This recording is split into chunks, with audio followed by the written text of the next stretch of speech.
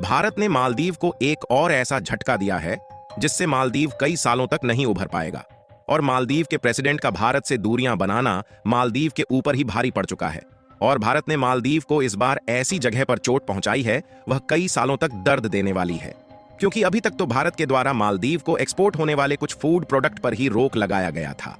लेकिन अब भारत की तरफ से मालदीव के खिलाफ एक ऐसा कदम उठाया जा चुका है जिससे मालदीव के राष्ट्रपति मोहम्मद मुइज्जू की रातों की नींद उड़ गई है।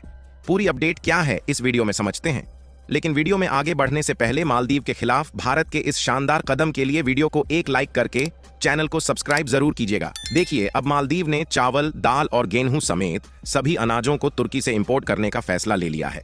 यहां तक कि तुर्की के द्वारा मालदीव में चावल, दाल और गेहूं का ट्रांसपोर्टेशन शुरू भी हो गया है। और जो भारत अभी तक मालदीव की मदद करता आया था उसको मालदीव तेजी के साथ भूलता जा रहा है। लेकिन मालदीव ने चावल, दाल, गेहूं और अनाज तो तुर्की से इंपोर्ट करने का फैसला ले लिया, लेकिन मालदीव यह भूल गया कि इसके अलावा भी कुछ चीजें ऐसी हैं जो मालदीव चाहकर भी तुर्की और चीन से इंपोर्ट नहीं कर सकता, जिसके लिए चाहे वह कितनी भी कोशिश क्यों न कर ले, उसे कुछ प्रोडक्ट भारत और श्रीलंका से ही इंपोर्ट करना पड़ेगा। और मालदीव में इन्हीं प्रोडक्ट की रिक्वायरमेंट पड़ चुकी है, क्योंकि मालदीव ने अपने टूरिस्ट इंफ्रास्ट्रक्चर को बढ़ाने के लिए चीन से कर्जा तो ले लिया, लेकिन टूरिस्ट सेक्टर का इंफ्रास्ट्रक्चर तैयार करने के लिए जिन प्रोडक्ट की रिक्वायरमेंट पड़ रही है वह सभी भारत से ही अभी तक मालदीव में एक्सपोर्ट किया जा रहा था।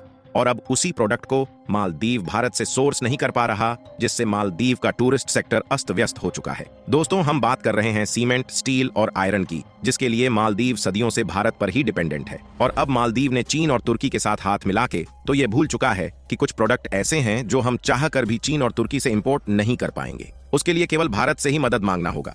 और अब मालदीव में सीमेंट, स्टील और आयरन की रिक्वायरमेंट पड़ चुकी है। मालदीव में जितने भी होटल और वाटर विला बने हुए दिखाई देते हैं, ये सभी भारत के द्वारा एक्सपोर्ट किए गए सीमेंट की मदद से बनाए गए हैं। और बिना सीमेंट के किसी भी देश में आज के समय में बिल्डिंग और होटल्स को बनाना नामुमकिन है। और मालदीव के साथ भी कुछ ऐसा ही हो रहा है, जहां अब मालदीव में सीमेंट की काफी ज्यादा रिक्वायरमेंट पड़ चुकी है। और मालदीव चाहता है कि भारत ज्यादा से ज्यादा मात्रा में मालदीव को सीमेंट एक्सपोर्ट करें, लेकिन मालदीव ने जो भारत के खिलाफ अपने फैसले को लिया है उसका अंजाम तो अब भुगतना ही पड़ेगा।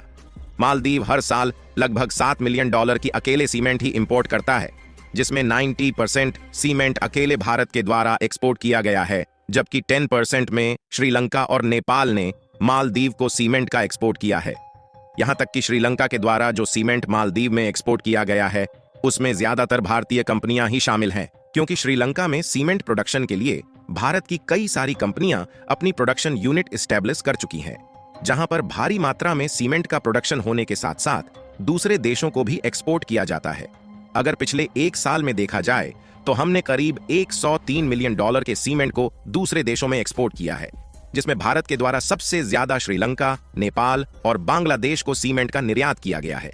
हालांकि देखा जाए तो नेपाल में एक बड़े लेवल पर सीमेंट प्रोडक्शन फैक्ट्रीज है, लेकिन इसके बावजूद भी नेपाल अपने देश में सीमेंट की जरूरत के लिए भारत पर डिपेंडेंट है, जिसमें पिछले साल भारत से अकेले नेपाल को $16.2 मिलियन का सीमेंट एक्सपोर्ट किया गया है, जबकि श्रीलंका को इससे भी ज्यादा $72.6 मिलियन का सीमेंट पिछले साल एक्सपोर्ट किया गया है। यानी कि आप इसी से अंदाजा लगा सकते हैं कि भारत के सभी पड़ोसी देश लगभग पूरी तरह से सीमेंट इंपोर्ट के लिए भारत पर ही डिपेंडेंट है।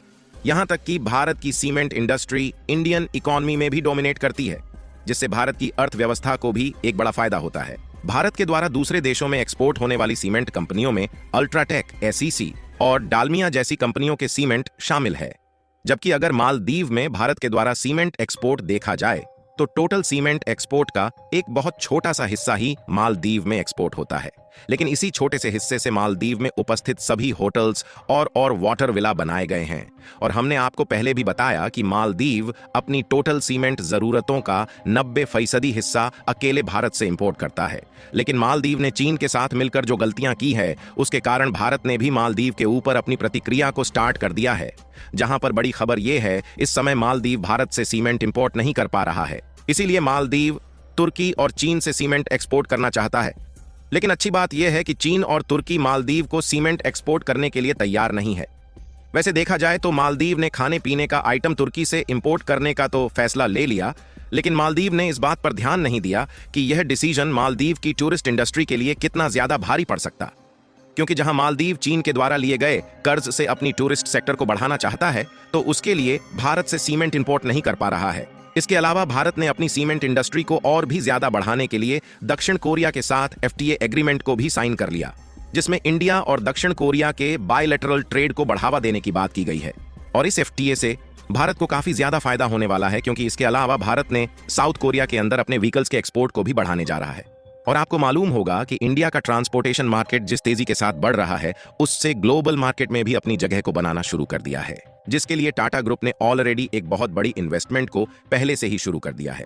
और इसके पहले भी भारत और साउथ कोरिया के ट्रेड रिलेशन काफी अच्छे रहे हैं, जिसमें हर साल हम लगभग $7.5 बिलियन के प्रोडक्ट एक्सपोर्ट करते हैं। यानी कि कुल मिलाकर एक तरफ जहां मालदीव छोटा सा देश होकर भारत को आंखें दिखा रहा है, वहीं भारत के साथ दुनिया के कई सारे देश अपने ट्रेड को और भी ज्यादा आगे बढ़ा रहे हैं, जिससे भारत ही नहीं, भारत के साथ बायलैटरल ट्रेड करने वाले कंट्री को भी फायदा हो रहा है। आपको बता दें कि इसके अलावा जब से भारतीय टूरिस्ट ने मालदीव जाना बंद किया है, उसके बाद से श्रीलंका की टूरिस्ट इंडस्ट्री मालदीव से भी आगे जा चुकी है।